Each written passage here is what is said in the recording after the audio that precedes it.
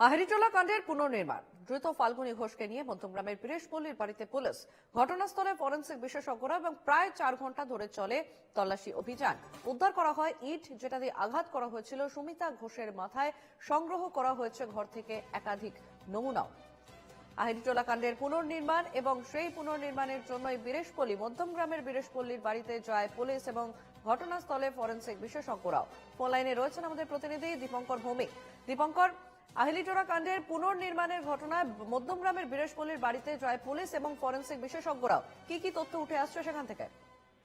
একেবারে দেখো, গতকাল কিন্তু এই ঘটনার পরবর্তী সময় কিন্তু রাত 8:30 নাগাদ কিন্তু এই ফাল্গুনীকে নিয়ে তদন্তকারী আধিকারিকরা আসে, পাশাপাশি এসএসএফ এর টিম তারাও কিন্তু আসে এবং তারপর দীর্ঘ সময় ধরে তার বাড়ির ভিতরে যেমন বিভিন্ন রকমের নমুনা সংগ্রহ করা হয় এবং বারবার যে সমস্যাটা প্রশাসনিক তদন্তকারী আধিকারিকদের বাধা পেতে হচ্ছিল, যে অস্ত্র দিয়ে পা কাটা হয়েছিল সেই অস্ত্র কিন্তু এখনো পর্যন্ত উদ্ধার করা সম্ভব হয়নি।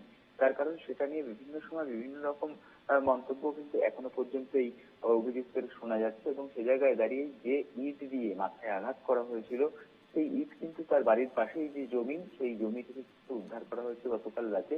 এবং পাশাপাশি এই ঘটনার সাথে যে ভ্যান এবং যে গাড়ি ব্যবহার করা হয়েছে সেই গাড়ি কিন্তু তল্লাশি চালায় ফরেন্সিক এক্সপার্টরা।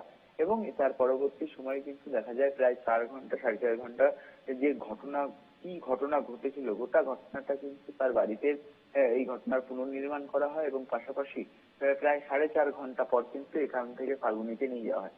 সূত্রমারফত খবর, যে অস্ত্র ব্যবহার করা হয়েছিল তা অন্যত্র কোথাও ফেলে দেওয়া হয়েছে।